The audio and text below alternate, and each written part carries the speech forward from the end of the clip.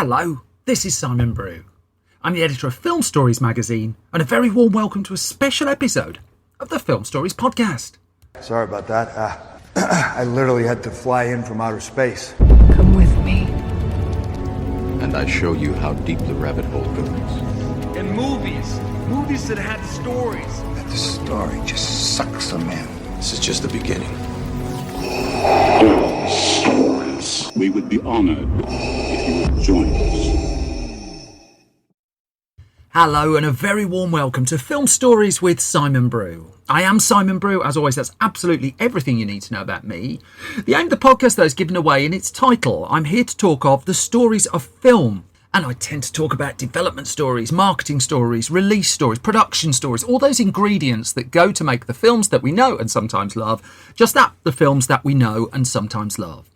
Now, the films I tend to cover on this podcast lean more towards the mainstream than anything else. They're films I'm interested in or invested in to some degree. I try not to punch down. I try not to do snark. This podcast is a celebration of cinema, an appreciation of how hard films are to make, and gratitude that they somehow make it over the line and onto our screens. Now, what you've happened upon here is a special episode of the Film Stories podcast. I do these occasionally, and this is where I bring in a filmmaker to talk about their body of work and to go through their own film stories. And I'm delighted in the episode you're about to hear to be joined by cinematographer and director Jan De Bont. Now, Jan De Bont, primarily this is a conversation you're about to hear that talks more about the earlier bits of his career, shooting an assortment of movies in Hollywood, but we do get onto his directorial work as well. But a couple of listening notes just ahead, just to explain some of the things we're going to chat about. So the interview was primarily set up to talk about the new release from Arrow of Flatliners on 4K Ultra HD Blu-ray. This was a film that Jan De Bont shot for director Joel Schumacher.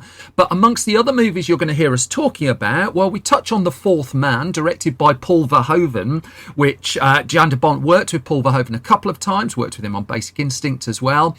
We talk about Black Rain, that's a 1989 movie starring Michael Douglas and directed by Ridley Scott. We jump fairly quickly into The Hunt for Red October, directed by John McTiernan, a film that, again, Jan De Bont shot. But this was a movie, as you'll hear alluded to in the conversation, where he hit problems with American unions that De Bont had come across from Holland to shoot the film. And in the specific instance we're going to talk about in The Hunt for Red October, there was a point where only he could operate the camera on that film because of the tightness of space, and he butted heads with American unions as a result of that. We talked briefly about the shoot of The Jewel of the Nile, which I covered on a recent episode of the podcast, directed by Louis Teague, who Jan De Bont worked with on the film Cujo as well. And then a couple of the big ones. I mean, we talk about the infamous, famous, however you want to bill it, movie Roar, spelled R-O-A-R. Now, this was the first film that De Bont made when he came to America from Holland. He shot the film, and it was a movie where, let's just say, the stewardship of the wild animals on that film was not very good, as you are about to hear in some detail from the man himself. We also talk about Die Hard. This was a film that again saw De Bont working with John McTiernan. It was their first collaboration. And I talk about a sequence that involved 28 cameras. This is a rooftop sequence towards the end of Die Hard. We don't do heavy spoilers in this podcast, but I just thought I'd alert you to that. And then we talk about a couple of the films he directed. We only got on to Speed and to Twister. Hopefully I'll get a chance to talk to him again, and we'll talk about a whole bunch of other films. But I think that's a lot of preamble, isn't it? What I'm going to do now is, well, shut up. I'm going to play you a clip from Flatliners. The other side of this is my conversation with Jan De Bont, and I really hope you enjoy it. Flatline.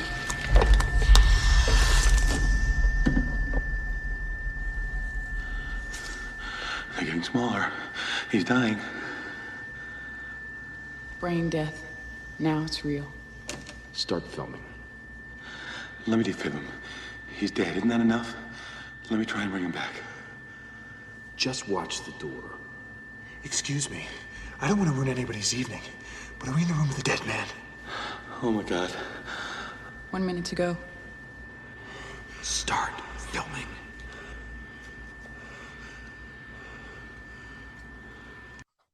So I've just played you a clip there from Flatliners, one of the many films of my special guest on this episode of the podcast. Director of photography, director, credited as an actor, as Dutch cameraman in Lethal Weapon 3 as well. I'm hugely delighted to be joined by Jan De Bont. Have I said your name correctly, first and foremost? Yeah, that's correct. Thank you. Thank you, Simon. And life finds you well? Yeah, yes, very well. Excellent. Really good. Yeah.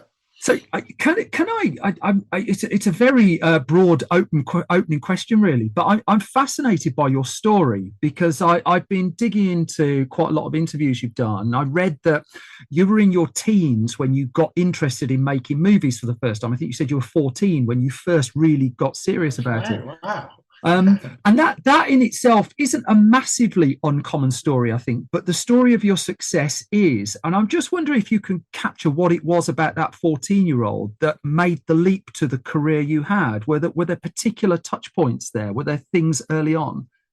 I think that photography ultimately and initially started me to get to film, because I always felt like making a photograph, I was never happy with just seeing one image, because I felt like the next one might be more interesting, and the next one even more. So I felt like that film would totally much better represent what I would had in mind and what I would think I would be interested in. And I started very early in my life with making little movies on 8mm. Yeah. And I mean, of course, a lot of people did that. I'm not the only one. But what was interesting is that I was not interested in making like pretty pictures, you know what I mean? Yeah. Like the shot of this and a beautiful shot of that.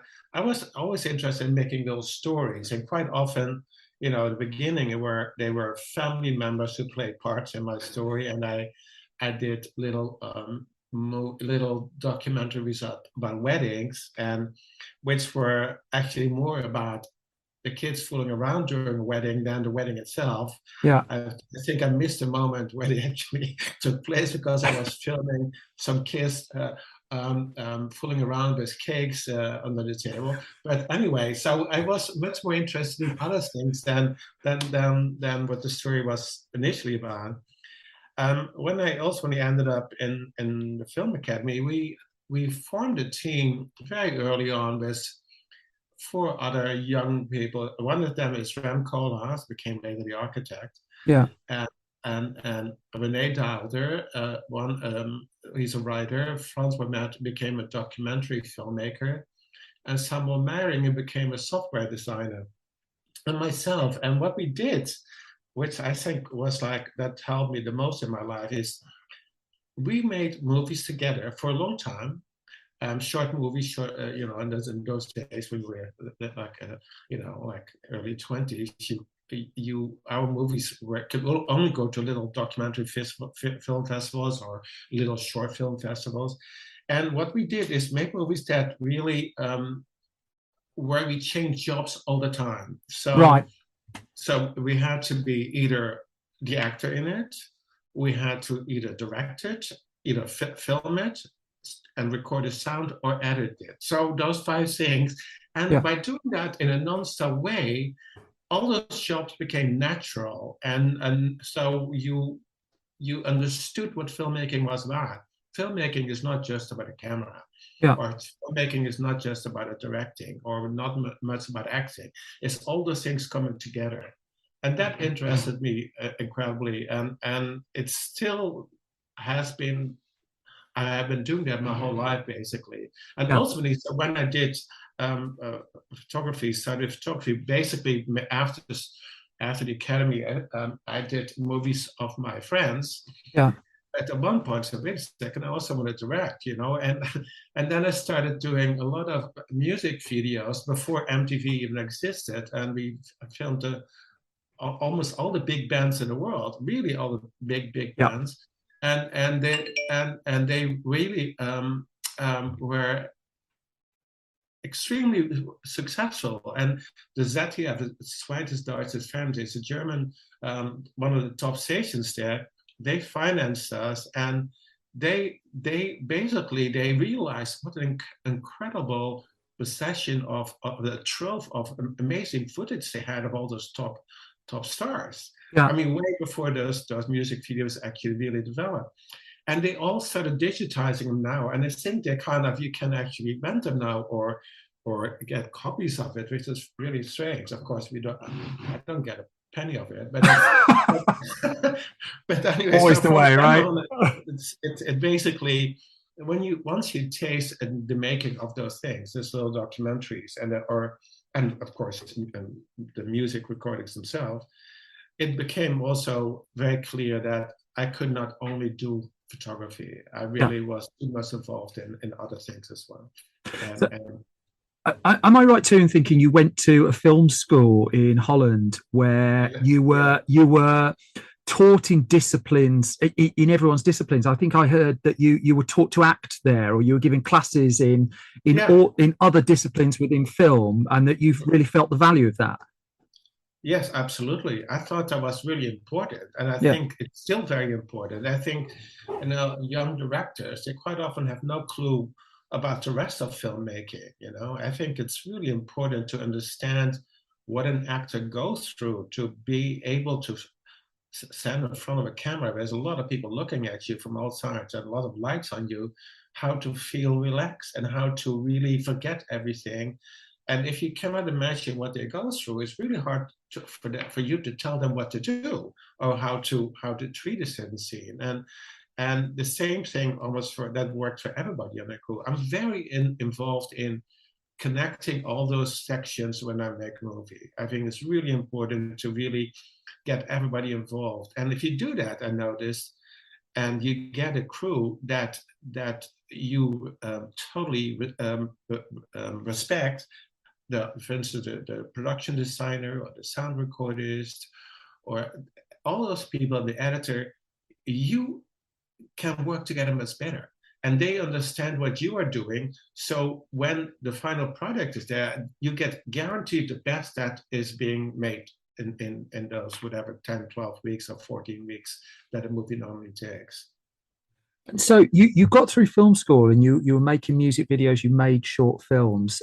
What was the jump? What was the catalyst for the jump to America in the end? Was that something you pursued, or did America pursue you? Yeah. And in Holland, I made after the original team and everybody started spreading apart. They do their own thing, and Ram became an architect. Is that in my case, I started working photographing almost all the Dutch movies. Your list of credits from that time is astonishing. I mean, it's just I did a lot of Paul Verhoeven's movies, and that was great. But at one point, I said, you know what? I always wanted to go, and my mom told me that I always told her that I wanted to go to Hollywood, and I not knowing exactly where Hollywood was, by the way. And I thought it was like some place somewhere in America, and so funny enough, so when, for instance, Paul's movies, some of them, like Turkish Delight, I think got an Oscar nomination for foreign film, and then Fons Rademacher's movie that I filmed for him in Indonesia, Max Havelaar, got an Oscar nomination. So I went there and I started meeting those people here, and they were so impressed. I mean, at least they said they were very impressed with my work, and they really wanted. They kept asking me, "You have to come here. You have to come here." And I thought, well, if I do that, then I have to make a really big, like a solid jump. Yeah, I mean, not like a little bit there and a little bit there, because it's a big investment. Because like going to the United States and becoming a director there, you have to go through so many hoops, and so to get a job that is wanted by so many other people. So the competition, in Holland, I had no competition. You know what I mean? So there suddenly had tons of competition of people wanting to photograph and wanted to direct and all that stuff. And basically so I made the decision, I go here and then I stay here for a few years, and I'm not gonna do anything in Europe anymore. And of course, that was a lie, because 2 years later, Paul Verhoeven did The Fourth Man, and I had to go back for that. I'm so glad I did, because it's one of my favorite movies. But what I did though is I still learned how to connect with studios and with unions, especially because I always operate my own camera too. It's Yeah, I like to heard me the story on Hunt for Red October where you yeah, hit problems with that. yeah, exactly. And I was like, because to me, looking through a camera and looking at an actor, I can see what an actor thinks and does and what he or she is going to do. There's no way that a director sitting over there watching a monitor that he or she can see that. There's no way you can, because I've done it myself and I know there's no way that it was detailed, and especially not at the time. I mean, it was very grainy, and image was like quite often black and white. So to me, I think if I have to do it myself, I cannot tell an operator also what to do because I tend, as a cinematographer, I tend to respond to what the actors do. And to me, you have to give them all the freedom in the world. And if you tell them that and you give them the kind of safety feeling that you will take care of him, that he will always look good, they don't worry so much about all those marks, walk from A to B and then back to C and 2 steps to your left. They were doing all those complicated maneuvers from mark to mark to mark. So you go where you want. I follow you because I was mostly filming with this camera on my shoulder, and I had no problem with them moving around. And I think that freedom that I gave the actors, and that was also later movies too. Hunt for October is the same. There's not any different. That is so pleasant for actors. It's so accommodating them, and because they always worried about hitting their marks. I can see in almost any movie an actor looking for their marks. So they have tricks to do it. They look maybe not always at the ground, but they look to the left or the right if it's in the same area. And so that it doesn't look like on the ground. But of course, they're looking at nothing. I mean, they're only looking for where the mark approximately is. And that is so distracting. And I said, and I think that is really key. And I tell all operators, sometimes I use multiple cameras, say, do not let them, you cannot lead the actors. The actors have to lead you. And that's a key thing for me. And I think it's really important. And it gives a directness, a visual directness of the camera with the actor. And therefore, I think that translates better on the screen. Because what I see through the lens is it looks like there's somebody actually watching those actors. And he moves around with what they do. It's always the right thing.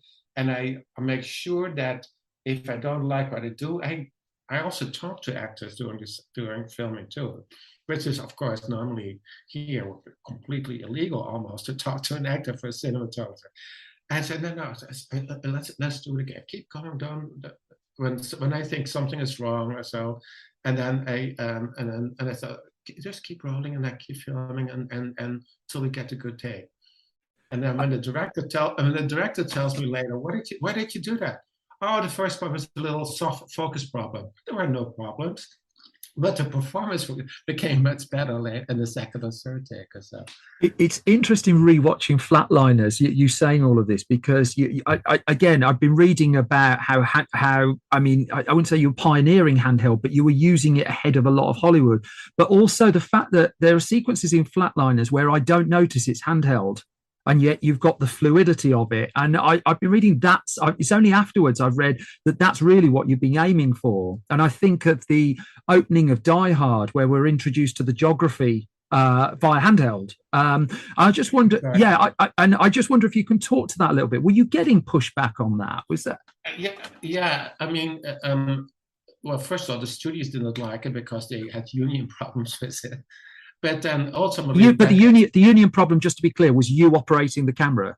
That was me operating the camera, and I was supposed to hire an operator and assistants, and so the way we finally got around it. I mean, he won that lawsuit, but we had to hire an operator, and he just to be there, sit on a chair, or he can actually also stay at home.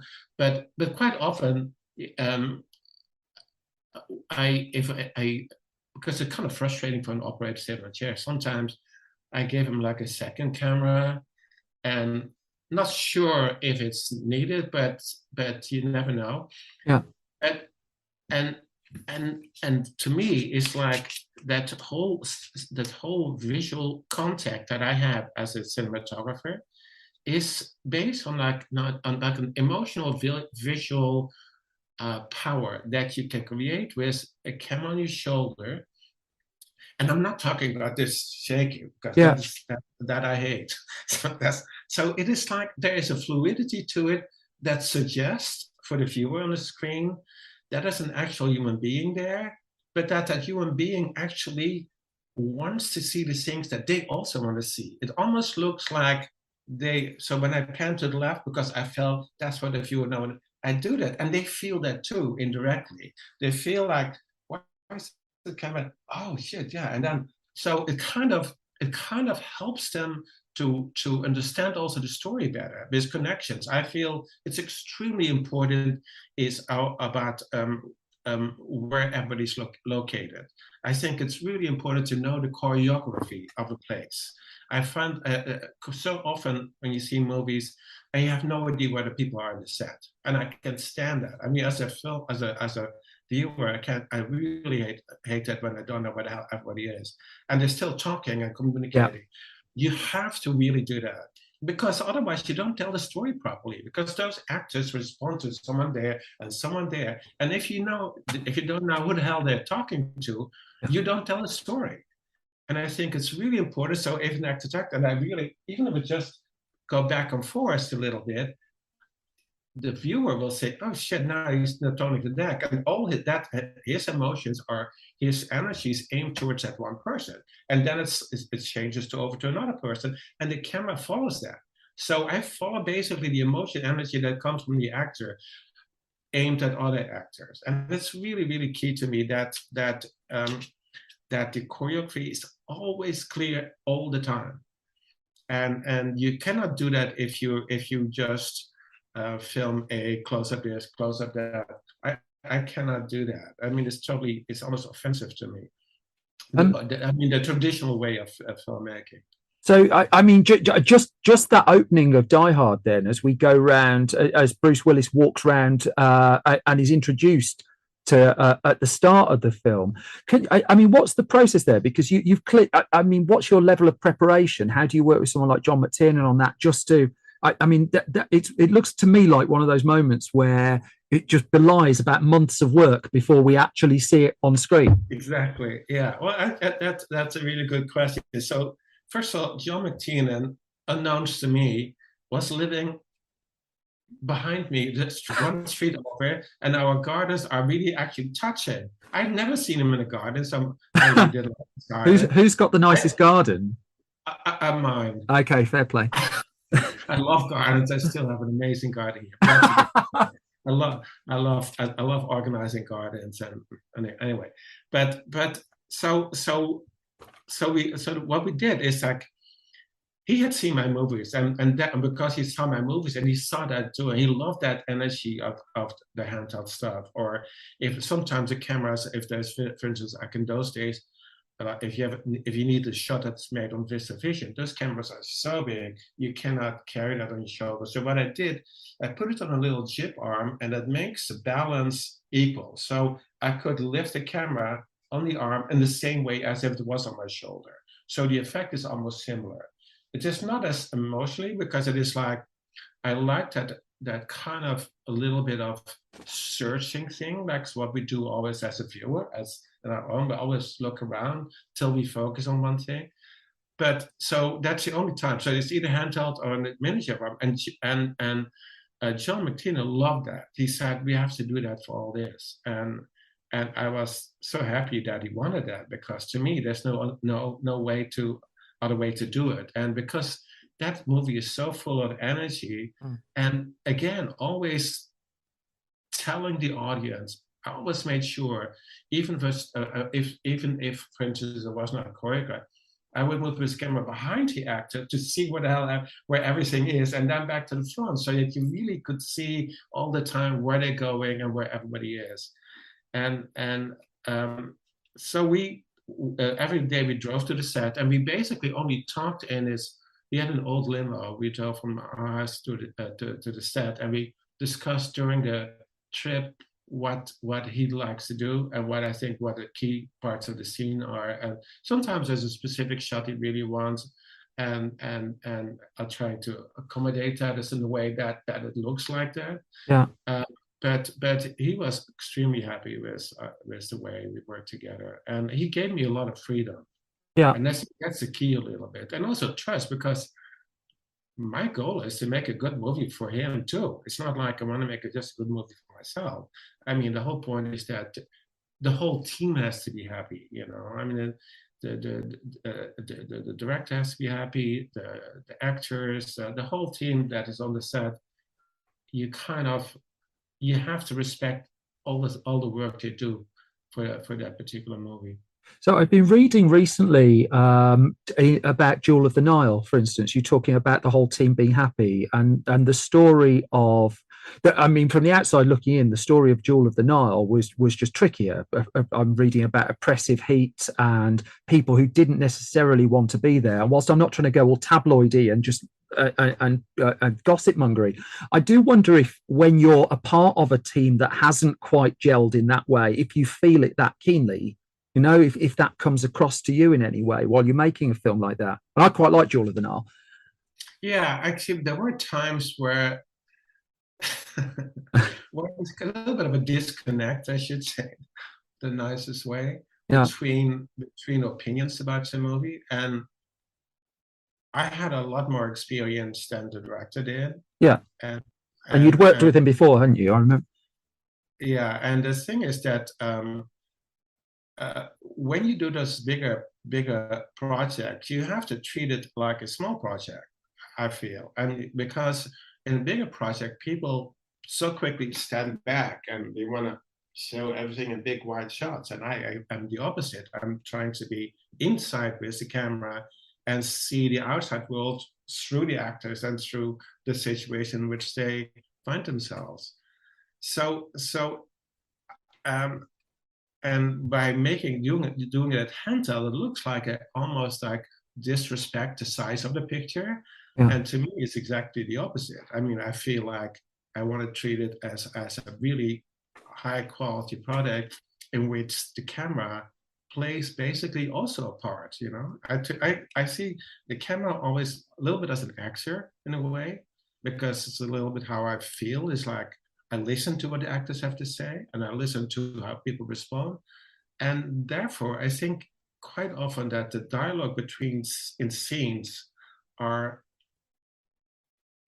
is coming across much better. Like, for instance, in Hunt for October, in the Con Tower with Sean Connery, it's a very small space, and it's really all its real size, and all it's kind of amazing how we got it all done in all those different small locations on gimbals where everything moves, and I could have barely walk. I mean, like, everybody was tilting over, and then all I needed is somebody to hold me, because if they make a turn, the whole thing would fall over. So, but that was so great, because I told the director, let's really do it so that it really can tilt over, because then the actors don't have to act. Now we're making a left turn. And you see in old movies, everybody tells them to left turn, leave this. And that is not, nobody moves like that, Yeah. Because the first thing you do is hold on to something. And none of those actors ever you see them do it. So now they had to, and now suddenly they don't have to act. They have to react.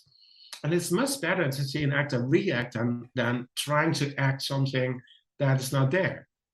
And so that in that regard, if you have this a handheld camera, and you also with the camera respond to the same motion that they go through to, which is very, very kind of unique. I have to say that when we started filming, it's like, God, is it because I have to make, quite often your body start to want to correct, and now I have to learn not to correct.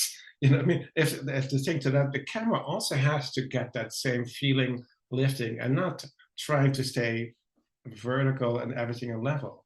It's something you have to go a little bit almost against your brain, because your brain wants to be upright now. And so if you do those scenes in between, like Sean and Baldwin, whatever, it's like to move the camera from one person to the other person. It's really dangerous and very hard because I don't know where all the actors are. So sometimes I turn around quickly, and sometimes somebody happens to walk on the backside of an actor, and I hit him in the face. I mean, not on purpose, but accidentally, because he didn't know I was going to do that either. So he didn't know I was going to suddenly. But the acting of the dialogue of what John said made me want to do that because he was aiming at one particular person. And I thought, you have to make those connections with the camera, on camera, not in the cut, not this and that cut. That doesn't work. I mean, that worked in old-fashioned movie, but it doesn't work emotionally. If you do that in one motion from really like an energetic piece of dialogue and really in that dialogue, you want to see that person respond and back. And that is to me kind of on a big project like that, if you can still do it on that type of movie, I think it proves that I think that I did the right thing. I mean, I'm sure you're aware that there's a bylaw that says you can't be interviewed without someone bringing up Raw at some point. But I mean, for those who don't know, Raw was the film where you basically nearly had your head ripped off by a wild animal, was left with 236 stitches and months in Hollywood. But I want to ask you about those months in Hollywood, because months in hospital, sorry, because what's coming through is a real resolve and determination in your work. And I just wonder, in the aftermath of that incident, and you've told the story of the incident itself lots of times, so I don't really want to go there, but was that resolve shaken? And how did going through such a horrible experience so early in your American career affect your subsequent American career, just as a human being? Yeah, I thought it was probably the worst welcome to American movies. I mean, it's not traditional, is it? I mean, I've just come back from America and there wasn't like a lion or a tiger waiting to rip my head off. Yeah. But at the same time, I was so excited about making that movie because it was the first one that I could show what I could do. And I thought, I cannot have a goddamn lion stop that, I cannot have. And after, I was in hospital for quite a while. And then the thing is, I had so many nightmares of that lion. I mean, so the worst thing that I heard in my nightmares was like the sound of your teeth on your skull in stereo.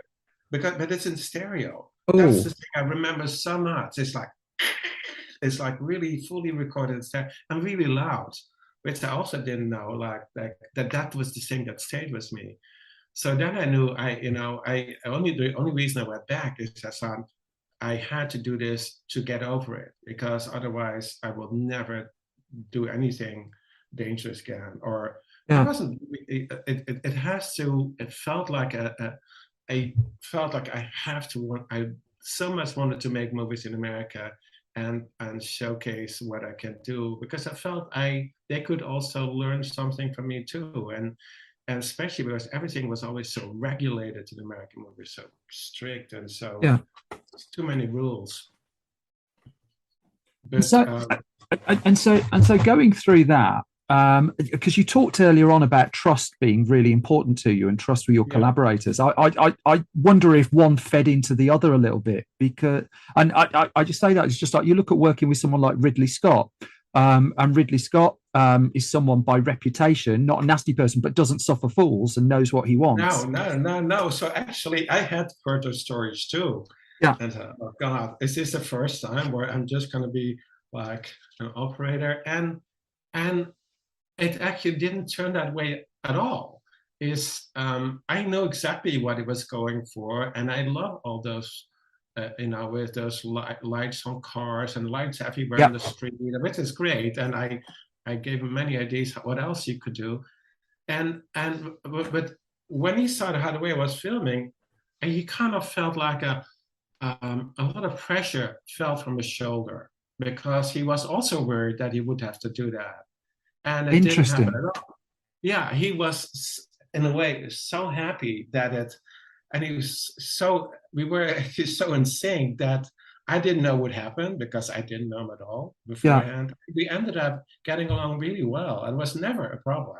I mean, Yeah. really, which was like, because I heard all those nightmare stories. Like we all Oh, it's been polite. I mean, it's quite a film, though, isn't it? Black Rain as No, well. I mean, yeah, it's just not talked about very much now, and it's really no, but striking. it's I think it is a really great movie, and it's a really visually stunning movie where the visuals so much tell the story. And I Yeah. think it's, I mean, it always, of course, it has incredible strong visuals, but everything here was geared towards the world of Yakuza, and everything Yeah. was pointing at it. And I thought it was great. I really enjoyed it. I really, there's like so many funny things.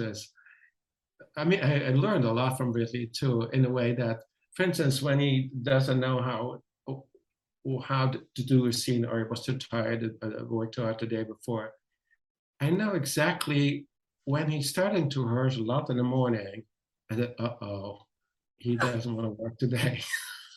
It's basically was kind of finding all kind of reasons. Oh, that's not right. But that's that piece. That's the wrong color, and I don't like that. And I know it's only because he was too exhausted for that day. And then quite often we didn't end up shooting anything. And so, but he had to count because you cannot just stop not shooting because you're tired, because then the insurance wouldn't pay.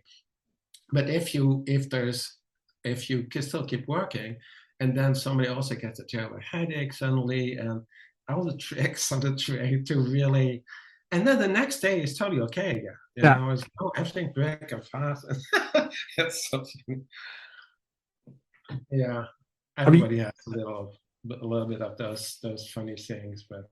Well, the story is everyone's got a Joel Schumacher story as well, and you talk. I mean, coming to Flatliners, you mentioned before The Fourth Man, the film you did with Paul Verhoeven, and that I mean, I wonder if you can tell, for those who don't know, how that became an unlikely glue. Really, it wouldn't be the most logical jump to people from that to Flatliners and you working with Joel Schumacher. Yeah, I mean, I totally had no idea I would ever work with Joel Schumacher because of his movies. But then he gave me this script, and this script was really interesting. I mean, I kind of like that group of. Joel is really great working with young actors, and he's really good at directing them. So I thought if you could get that right, and if you treat it not as a drama as much, but you treat it more like a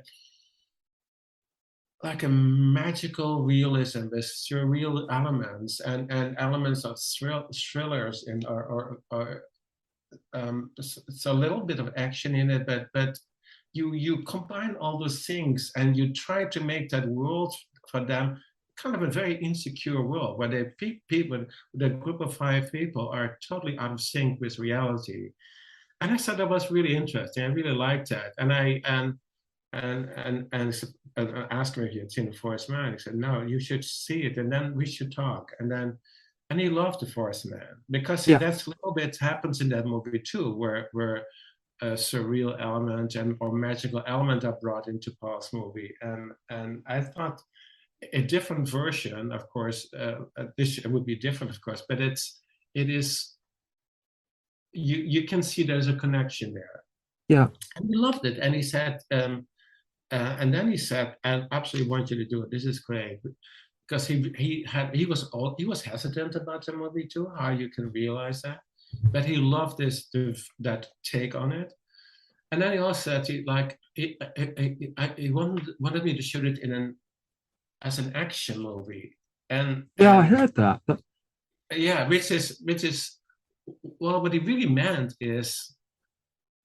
He wanted energy in the movie. Yeah. He wanted to have a similar energy, like nonstop. It's like it goes on and not standing still, and no long scenes. And I understood it very quickly. And I said, "Is that what you mean?" It's like really, and he loved that also. Again, the handheld stuff and the very floating camera stuff. And he totally got that. And the actors loved it because.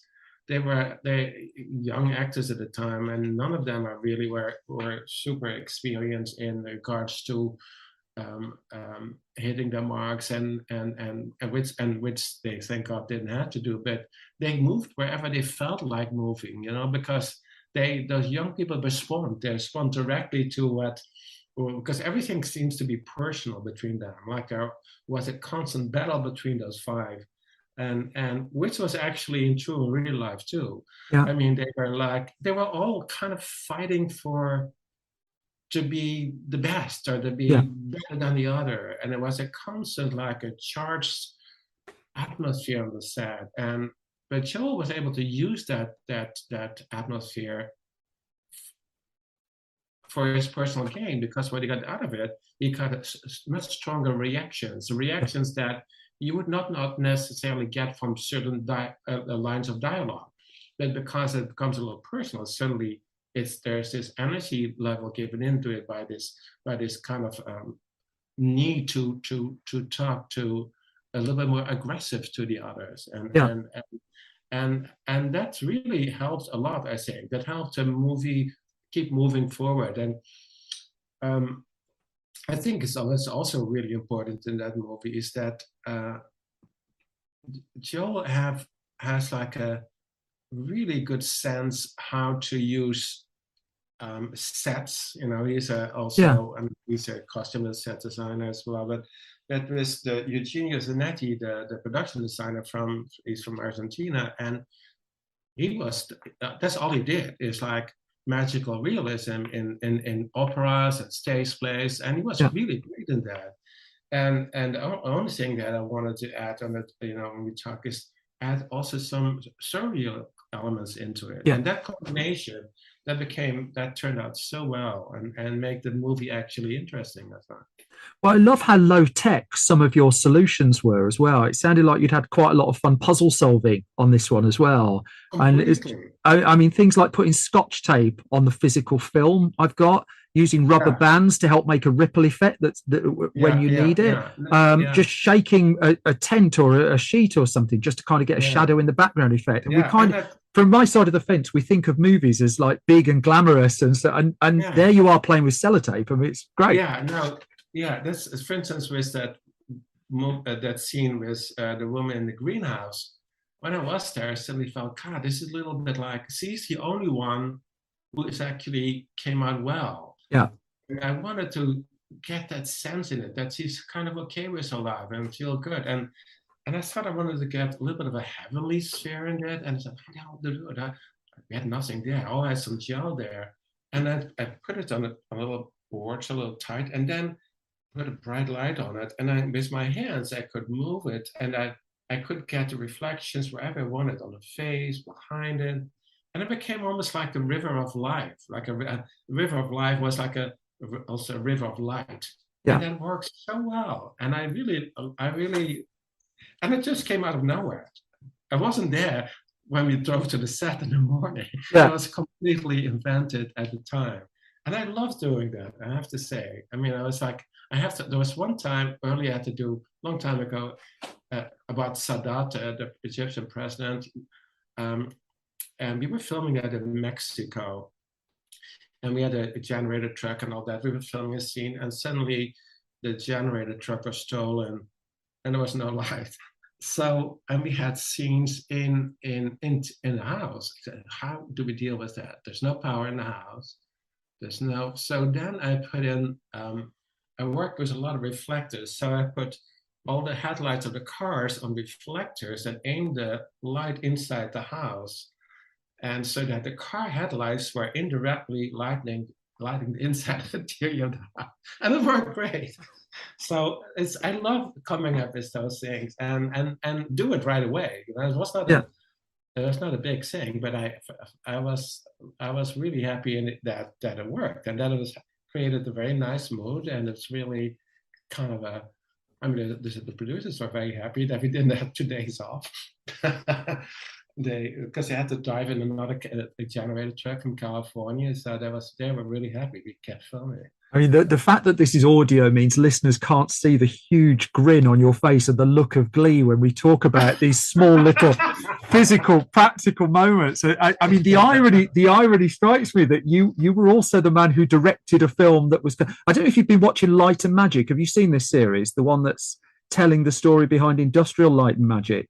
Oh yeah. Yeah. And so I mean, it's quite interesting that your love of the practical, and you made the film one of those small collection of films that was at the turning point when you directed Twister.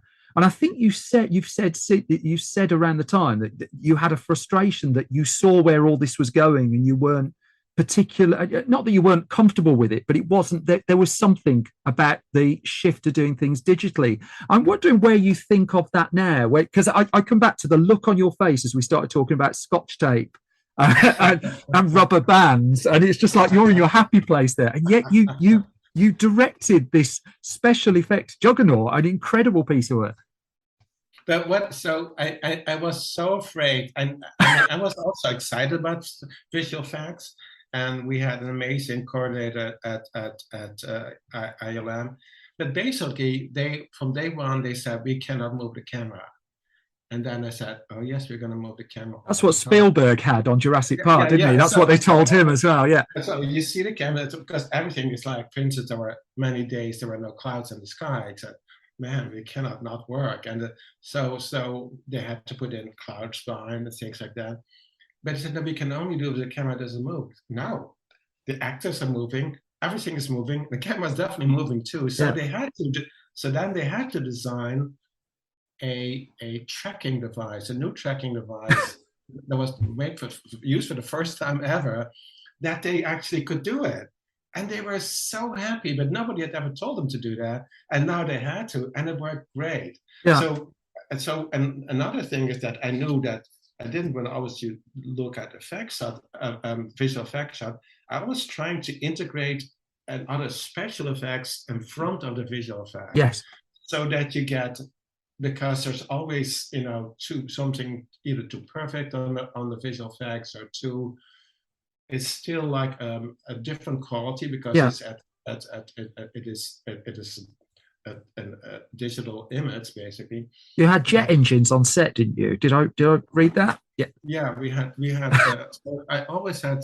had two jet engines to always blow shit in the set. I mean, like really anything we could find, which was really, it worked great now because it took the edges of this visual effect, because real effects, everything always works, Yeah. And so if you have this jet engine and 8 gigantic turbo propellers, and you all put them at once on a set, and then the actors, when they run to a field, they can barely run to the field because they're almost blown away. And they had to really fight things, and so the actors hated it, I have to say. I mean, only Bill Peck said he loved it. The wilder the better. But Helen was really, really, really worried. I got some stuff up, and I kind of understood it because I stood in that too to see how it was. Like, oh shit, that's not very pleasant. But it was the only way that made it look real, and I felt like, to me, if it doesn't look real, then you might as well not do it. There's a famous story, isn't there, of shooting the Sound of Music, the opening, as she comes over the hill and starts singing, and she could barely do it because there was a helicopter just out of shot that just basically kept blowing her over as she tried to do it. So I think you're the man for, if ever we do a remake of that. I mean, with jet engines, I think you're clearly the go-to there. Yeah. But you talked a few times about being the camera operator and wanting to be the camera operator. When you moved to productions, because I mean, one of the things you've talked about in the jump from Holland to Hollywood, was you've gone from a crew of 12 to 200. And presumably you've gone to, I think Die Hard at one point, you had 28 cameras on one sequence. Where do you choose which camera in that instance to operate? Because I'd imagine you've had sequences where there've been 3 or 4 cameras as well. It's just where you've got a multiple choice. Where do you position yourself? It's always a camera in which actors are present. because I Gotcha. feel that is because that you can never do again. So it's in the top of the building when the helicopter appears, all in that one sequence from below, behind the building over the top, and the actors have to respond to that. That is important. You cannot get that the second time because they see it also for the first time, and it's really close by. Yeah. So, and it also kind of blows them off the roof. Not well, I mean, not that, not that bad, but it's pretty windy. And so, but I walked through all the cameras because the whole situation is like normally a scene like that you would take a week and a half to shooting, no? And because of the problem with the helicopters, I mean, and the city approving the flying through Century City in LA, is that we were allowed to do I think 3 takes, and that was all sunset, so that had to go into night.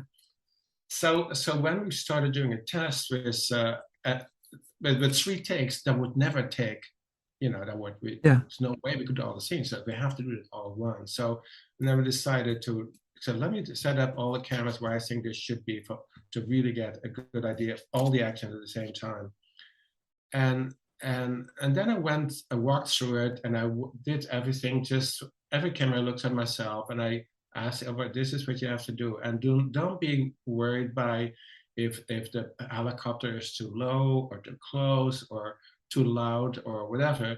Just film it like you just happen to be walking there. Like wow, because it has to be a surprise for you too. And I want to see that's a little bit of a surprise. And then on the roof too, and down below, on the bottom of the building, multiple cameras. And there's also some other 2 cameras in another helicopter and a plate camera inside the actor's camera helicopter. Anyway, but what was so great? So I know exactly where everything was, and I had the light for 4 or 5 city blocks, which is like. Film was not sensitive at the time, no? So you had to need, and so at Century City, it was all a pretty brand new section of Los Angeles, always high rises, and so the city thought, oh, there might be good advertisement for them, and of course they never know what they're in for, and so when we already and the helicopters came over and they were waiting there. And they said, all cameras, be ready. I want you to film, but I also want you to film it, even though it's rehearsal, because you never know. And so we started working with all the camera filming.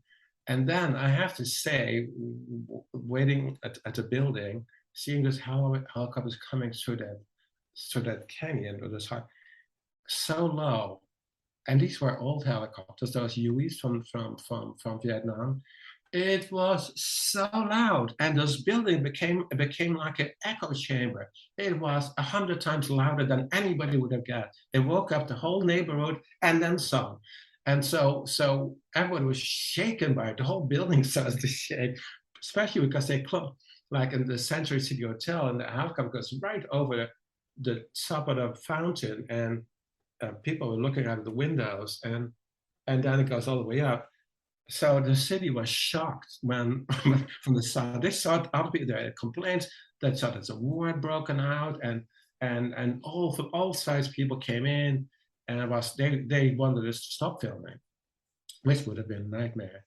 And then after lots of discussion, because we had official permit, they said, okay, you have 2 more takes, and then we felt we had to get everything right. Yeah. And it worked. It really, I kind of like it that you can all do that in the actual time it takes.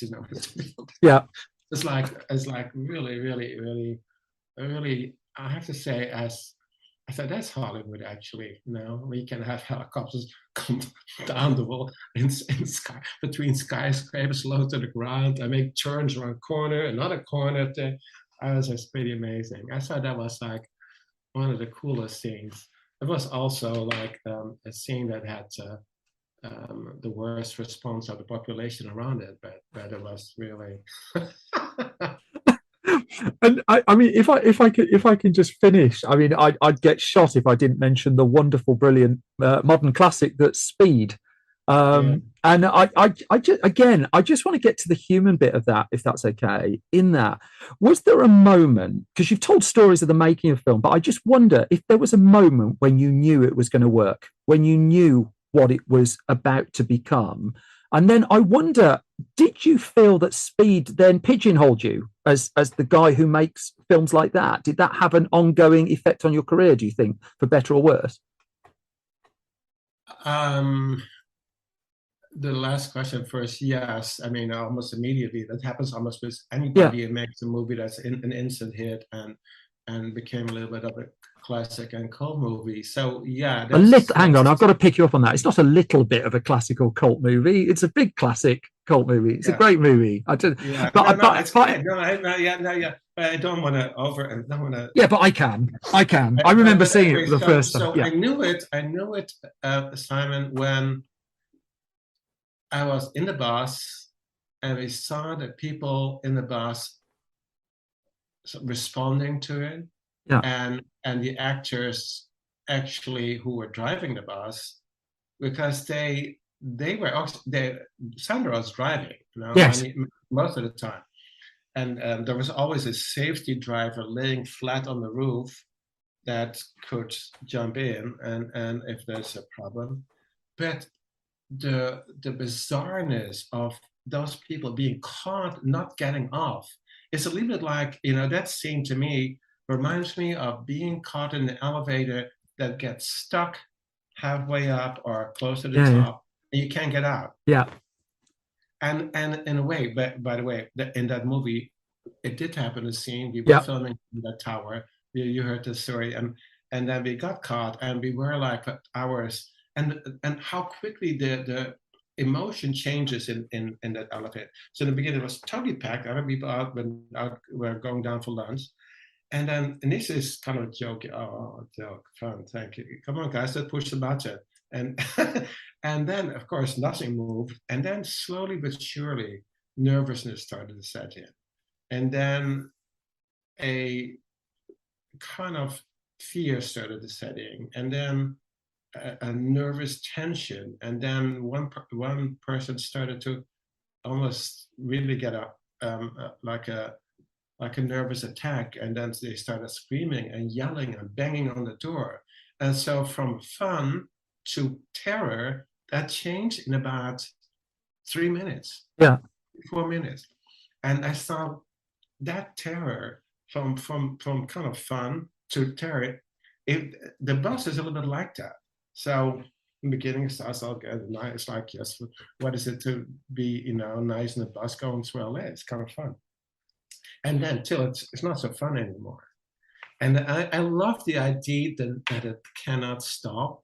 And I love the idea that I also made very clear in a movie that I only took locations that exist. Yeah. So people all know where everything is. So they know, oh my God, it's a town. That's really fucking busy. That's the busiest freeway. And that racing around and all this endless scenes I thought this will be really fun because everybody can identify with it. Really, really identify with being on a freeway, which is a nightmare, and identify with the freeway not getting off the freeway.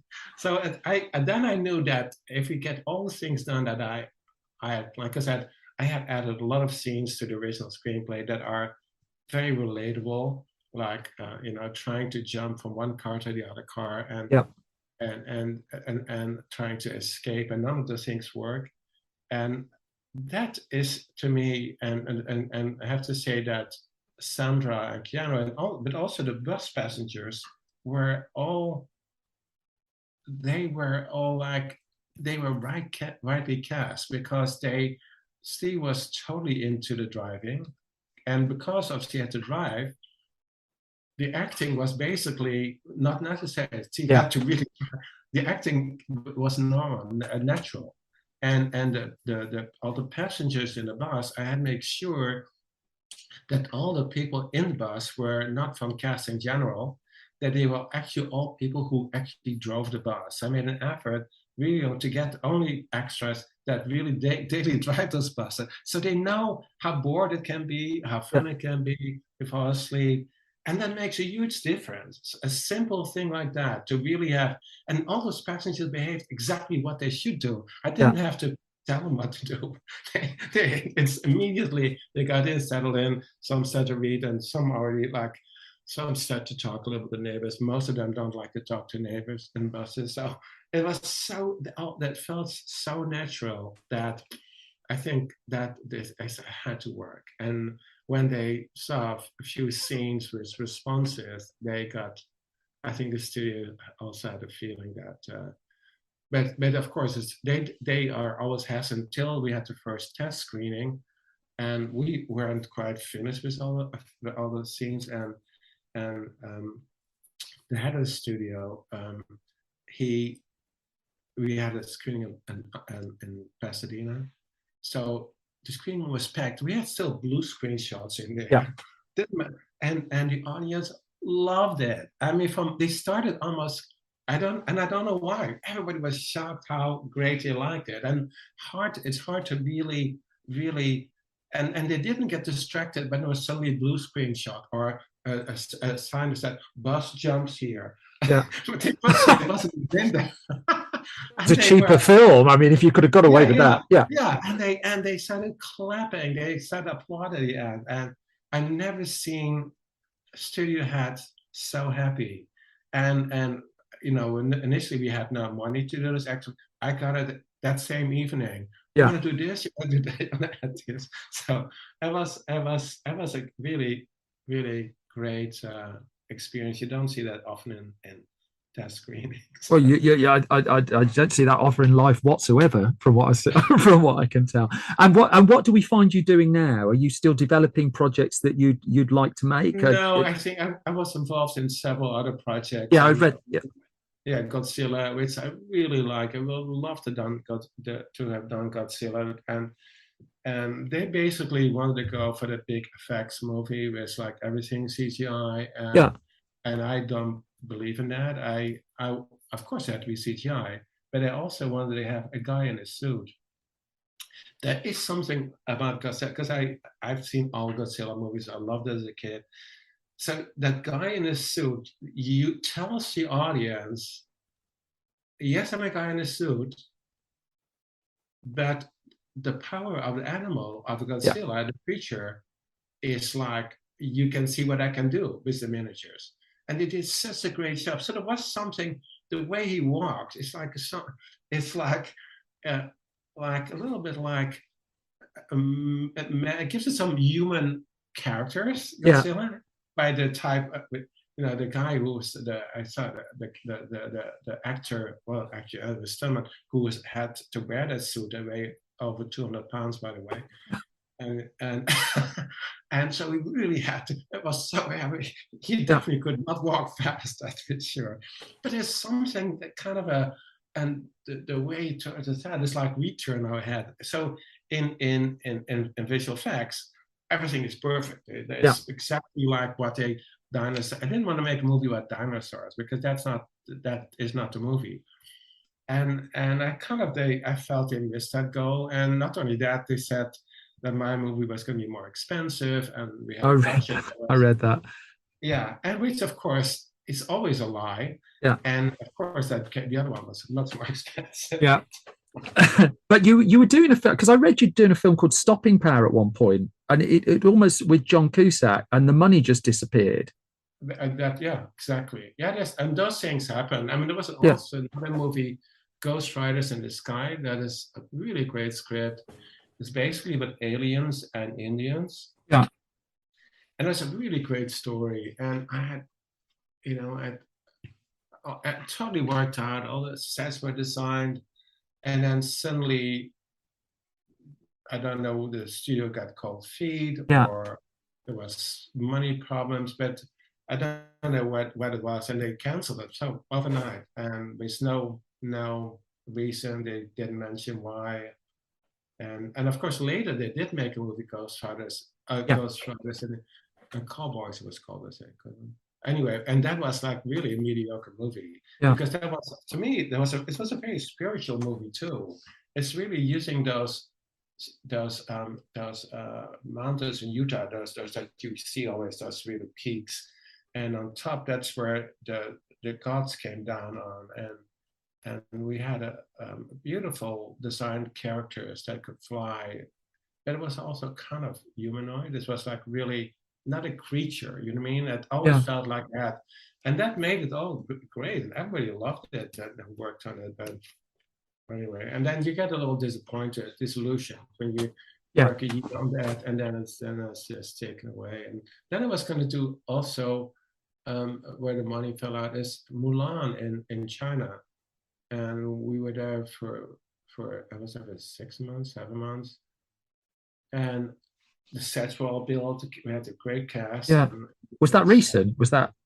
Yeah, that was yeah. Well, not yet. But then suddenly the money dried up, or so they had a lot of those productions are from that money come from that country, and Australia and Ireland or whatever, Luxembourg. And if one of them falls out, then the whole project falls out unless they overnight can find another investor. And one project, one investor fell out, another investor fell out, and then before you know it, there's not money in that fuck. I cannot just start this over again. And then they didn't even have the money to send the actors back. So we had to get them my tickets for them to get back. It was awful then. Anyway. I think our only way forward is to get this Sound of Music remake going with jet engines for you. I think that's it. I think that we've found a solution there. Jan De Bont, you've been so generous with your time. I mean, all I can say is please keep trying to get these films made, and please publish your film diaries. Publish all this background material that you must have. I'll be first in the queue to buy it. There's so many amazing stories. I was going through some of them. I was also in Brazil. I did a movie, Knife in the Water. It's a Brazilian movie, and where the whole cast and crew was on a boat, one of those old steamer boats, those things on the Amazon River, of course. Yeah.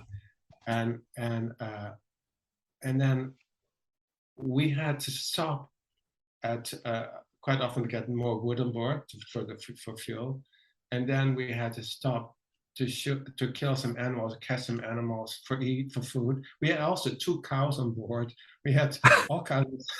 Were they flying cows? Was that a Twister tribute going on? On the boat for 3 months, and then so we had this amazing group of white dolphins.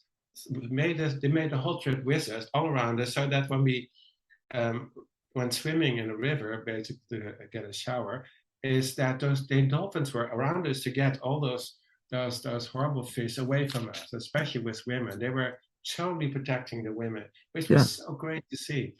And one time we were, I can't go on forever. We got it's a night, and we sleeping in hammocks on the deck. That was our hotel.